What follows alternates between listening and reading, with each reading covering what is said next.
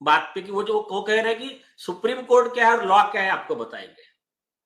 अब सबसे पहली चीज, ये जज साहब को एक्चुअल में ना जो लॉ का लिमिटेशन है और इसके बारे में खुद सुप्रीम कोर्ट के कॉन्स्टिट्यूशन बेंच ने जो वार्निंग दी है सुप्रीम कोर्ट जजेस को कि तुमने लॉ के बाहर नहीं जाने का, उसका प्रॉपर नॉलेज नहीं है। पहली चीज, सुप्रीम कोर्ट के कॉन्स्टिट्यूशन बेंच ने supreme court bar association versus union of India 1998 volume 4 SCC page number 409, ये जजमेंट है। उसमें बहुत ही क्लियर तरीके से क्या हुआ था, ऐसे ही जज ने एक एडवोकेट को सजा दिया, 3 जज बेंच था सुप्रीम कोर्ट का, उन्होंने विनय चंद्र मिश्रा बार एसोसिएशन की बार काउंसिल के चेयरमैन थे, उनको सजा दिया। सजा देते समय उनका लाइसेंस सस्पेंड कर दिया उसमें कंटेम्प्ट में। तो सुप्रीम कोर्ट बार एसोसिएशन ने रिट पिटीशन लगाया, संविधान पीठ बैठा, तो उसमें बार एसोसिएशन ने कहा कि जब किसी व्यक्ति का लाइसेंस प्रैक्टिस का सस्पेंड करने का एक प्रोसीजर है, उसका एक एक्ट है, उसका लॉ है एडवोकेट्स एक्ट का, और बार काउंसिल की बॉडी है उसके लिए स्टैट्यूटरी बॉडी, तो वो उसका अधिकार ये सुप्रीम कोर्ट यूसर्प नहीं कर सकता है, वो उसमें उसके अधिकार में हस्तक्षेप नहीं कर सकता है। संविधान पीठ ने कहा कि बिल्कुल सही है, सुप्रीम कोर्ट को कितना भी पावर होगा तो वो एक्ट के बाहर, लॉ के बाहर नहीं जा सकता। अब आते हैं एक्ट और लॉ पे। तो जो ड्रग्स एंड कॉस्मेटिक एक्ट है, magic remedies, drugs and magic remedies prevention act जो भी है 1954 एंड अदर्स, उसमें क्या है, अगर इनकी एडवर्टाइजमेंट एज पर लॉ नहीं पाई गई तो उसमें क्या प्रोविजन है, उसमें प्रोविजन है 6 महीने का जेल। वो भी कौन करेगा, उसमें कंप्लेंट जाएंगी, केस रजिस्टर होगा, ट्रायल चलेंगी, बाद में मजिस्ट्रेट करेगा। अब वो जो ट्रायल है, वो जो सब कुछ है, उसको बाईपास करके ये जज साहब कह रहे हैं कि डायरेक्ट मैं ही ऑर्डर कर दूंगा, मैं ही फाइनल कर दूंगा, और मैं वो पनिशमेंट दूंगा जो एक्ट में ही नहीं है।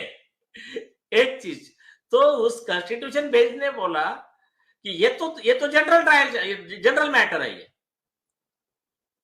संविधान पीठ ने बोला कि वो जो विषय है कि जो पनिशमेंट कॉन्स्टिट्यूशन में नहीं हो, तुम कैसे दे सकते हो। Article 20 subsection 1 of the constitution of India क्या कहता है, और article 15 subsection 1 of United Nation declaration on human rights, तो ICCPR, international covenant on civil and political rights, तो क्या कहते हैं कि जो एक्ट में पनिशमेंट प्रोवाइड ही नहीं है, वो इस देश का, दुनिया का कोई कोर्ट दे ही नहीं सकता। अगर देता है तो क्या है, वो उस व्यक्ति के फंडामेंटल राइट का, संविधानिक जो अधिकार दिए गए हैं उसका उल्लंघन है, आर्टिकल 21 का वायलेशन है, और ऐसी कार्रवाई करने वाले जजेस के ऊपर वो व्यक्ति कॉम्पेंसेशन का केस डाल सकता है। एक केस ला है रमेश महाराज का, उसमें क्लियर कहा है कि ये जज ने अगर गलती किया तो जज की गलती के लिए स्टेट ने कॉम्पेंसेशन देने का उस व्यक्ति को, समझो ये केस में बाबा रामदेव को, एंड वो कंसर्न जज के ऊपर में आईपीसी 219 के तहत लॉ के बाहर जाकर काम करना और विदाउट ज्यूरिडिक्शन कुछ पनिशमेंट या कुछ ये देना, उसके लिए 220 आईपीसी, तो इसमें 7-7 साल की सजा का प्रावधान है कंसर्न जज के ऊपर। अभी ये हुआ पहला पार्ट। सेकंड पार्ट बताता हूं मैं। तो एहसानुल्लाह जज साहब के जैसा ही सुप्रीम कोर्ट के और 2 जज थे, उन्होंने 1996 में Afzal versus state of Haryana, AIR 1996, supreme court, page number 2326। तो ये जो सुप्रीम कोर्ट का जजमेंट है, इसमें क्या किया, पुलिस कमिश्नर उस समय के IPS अधिकारी थे MS अहलावत, वो और 5 पुलिस अधिकारियों को कंटेम्प्ट में और परजुरी में 191, 192 वगैरह सेक्शंस में उठाकर 1 साल की सजा सुना दी और अरेस्ट वारंट। आवाज में कुछ प्रॉब्लम चल रहा है आशुतोष, आवाज बहुत कम है।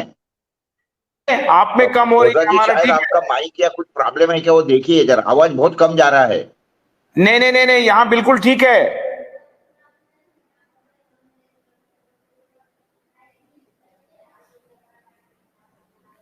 आपकी नहीं आ रही है, आप में गड़बड़ी हो रही है। आप जो डोंट डिस्टर्ब वाला उसको ऑफ कीजिए, आपके ऊपर फोन आ जाता है, परेशान हो जा, उसके बाद आवाज कम हो जाती है। डोंट डिस्टर्ब वाला माइक आप एक बार रिमूव हो करके फिर से ज्वाइन कीजिए, उसको रिमूव हो जाइए और डोंट डिस्टर्ब वाला ऑन कीजिए फिर। सर हाँ, गो अहेड। तो फिर सुप्रीम कोर्ट के 2 जज ने IPS पुलिस ऑफिसर और 5 पुलिस वाले उनको जेल में भेज दिया 1 साल के लिए। बाद में उन पुलिस अधिकारियों ने जेल से उनको सजा भुगत ली। आने के बाद हरीश साल्वे जी के थ्रू सुप्रीम कोर्ट में रेट लगाई। उसमें कहा कि ये जो IPC 191 वगैरह जो थे परजुरी के सेक्शंस, इसमें जो सजा दी तो इसका ट्रायल चलाने का अधिकार तो मजिस्ट्रेट को है।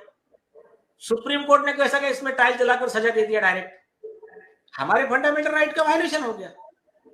तो 3 जज बेंच ने बोला हाँ ये बात तो सही है, हमारे 2 जज ने बेवकूफी कर दी है और उस पर वर्ड लिखा कि to perpetuate error is no virtue but to correct it is a compulsion of judicial conscience.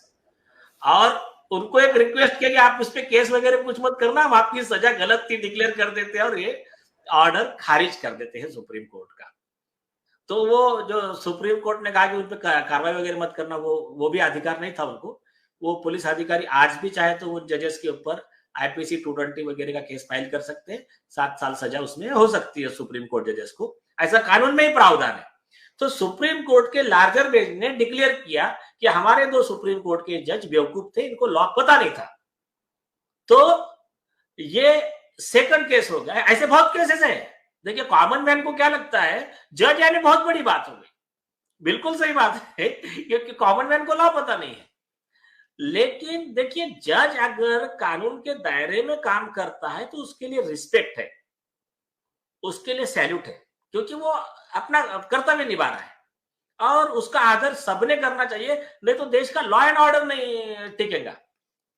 लेकिन अगर जज उसको लॉ पता नहीं है या तो वो ओवर एक्साइटमेंट में, ओवर इंथुजियाज्म में या फिर करप्शन करके किसी भी तरीके से अगर अपने पद का दुरुपयोग करता है, मिसयूज ऑफ पावर करता है, फ्रॉड ऑन पावर करता है और किसी भी व्यक्ति के फंडामेंटल राइट का वायलेशन करता है, तो ऐसा जज चाहे वो चीफ जस्टिस ऑफ इंडिया ही क्यों ना हो, वो सजा का हकदार है। उसके लिए हमारे संविधान ने, हमारे IPC में स्पेसिफिक प्रोविजन है और अभी से नहीं है, अंग्रेजों के जमाने से है।